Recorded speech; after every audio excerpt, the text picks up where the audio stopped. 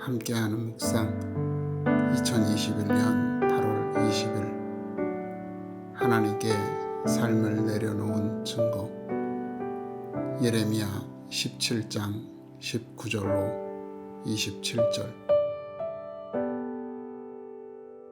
여호와께서 내게 이와 같이 말씀하시되 너는 가서 유다 왕들이 출입하는 평민의 문과 예루살렘 모든 문에 서서 무리에게 이르기를 이 문으로 들어오는 유다 왕들과 유다 모든 백성과 예루살렘 모든 주민인 너희는 여호와의 말씀을 들을지어다.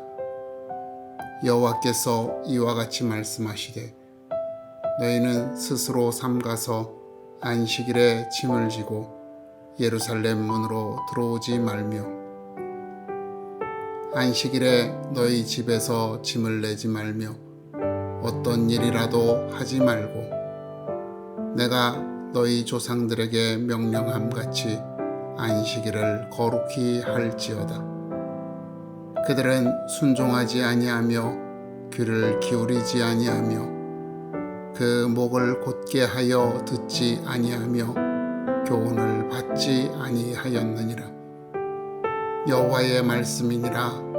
너희가 만일 삼가 나를 순종하여 안식일에 짐을 지고 이 성문으로 들어오지 아니하며 안식일을 거룩히 하여 어떤 일이라도 하지 아니하면 다윗의 왕위에 앉아있는 왕들과 고관들이 병거와 말을 타고 이 성문으로 들어오되 그들과 유다 모든 백성과 예루살렘 주민들이 함께 그리할 것이요 이 성은 영원히 있을 것이며 사람들이 유다 성읍들과 예루살렘에 둘린 곳들과 베냐민 땅과 평지와 산지와 네겝으로부터 와서 번제와 희생과 소제와 유향과 감사 제물을 여호와의 성전에 가져오려니와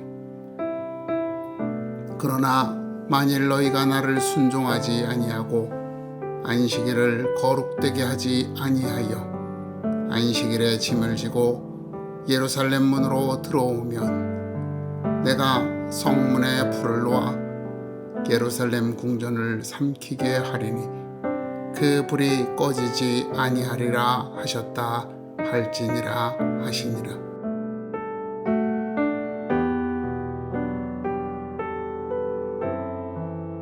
안식일에 나무를 하다 사람들에게 붙잡혀온 사람을 하나님께서는 회중이 진영 밖에서 돌로 쳐 죽이라고 명령하셨습니다. 이렇게 돌로 쳐 죽이는 것은 하나님을 모독하는 죄를 지었을 때입니다. 그러므로 안식일에 나무를 한 이 사람을 돌로 쳐 죽이라는 것은 그가 하나님을 모욕하였다는 것입니다.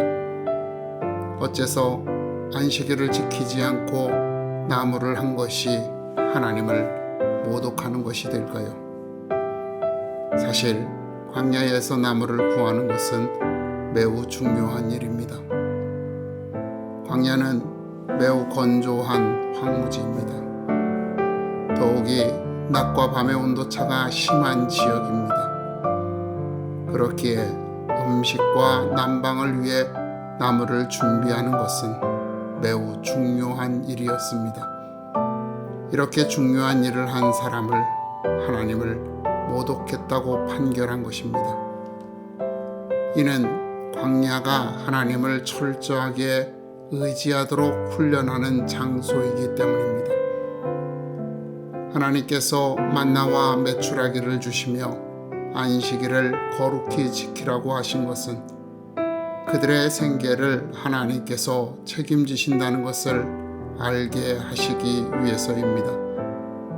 낮에는 구름 기둥과 밤에는 불 기둥으로 그들을 인도하신 것은 그들의 삶의 여정을 하나님께서 주관하시는 것을 깨닫게 하시기 위함입니다.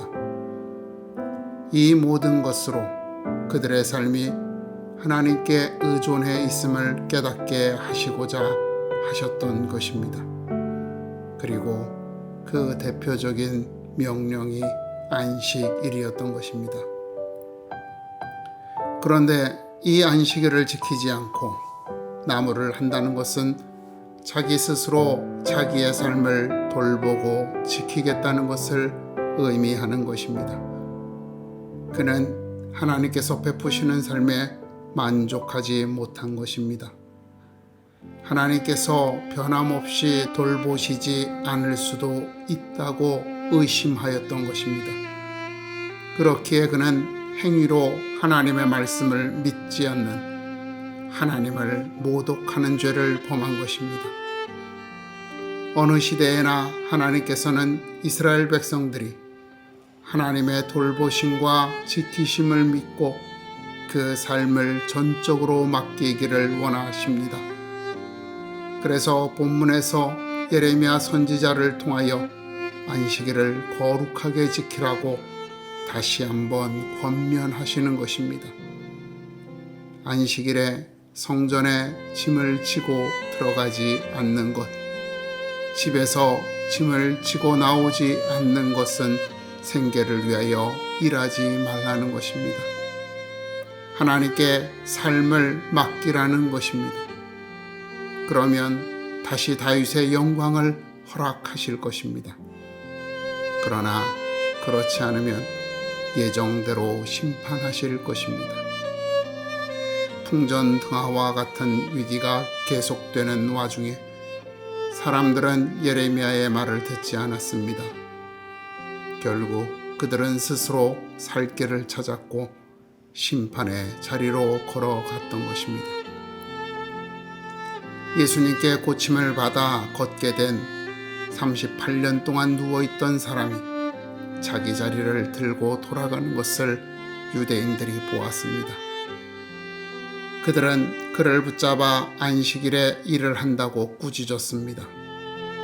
그리고 그를 고친 이가 예수님이라는 사실을 알고는 안식일에 병든 사람을 고쳤다는 이유로 예수님을 박해하게 되었습니다. 그런 이들에게 예수님께서는 아버지께서 이제까지 일하시니 나도 일한다 라고 답하셨습니다. 이는 안식일의 참된 의미, 즉 하나님을 믿고 그 삶을 하나님께 맡기며 하나님의 말씀에 순종함을 고백하는 자들의 삶을 보호하고 유지하시기 위하여 하나님께서는 안식일에도 일하신다는 것을 말하는 것입니다. 이는 성도는 안식일에만 하나님께 삶을 맡기는 것이 아니라 매일매일의 삶을 하나님께 맡겨야 한다는 것을 의미하는 것이기도 합니다. 우리가 삶을 하나님께 맡겼음을 알 수 있는 때는 위기가 찾아왔을 때입니다. 누구도 돕지 않는 상황에서, 일촉즉발의 상황에서 하나님을 신뢰하고 기다리는 것입니다.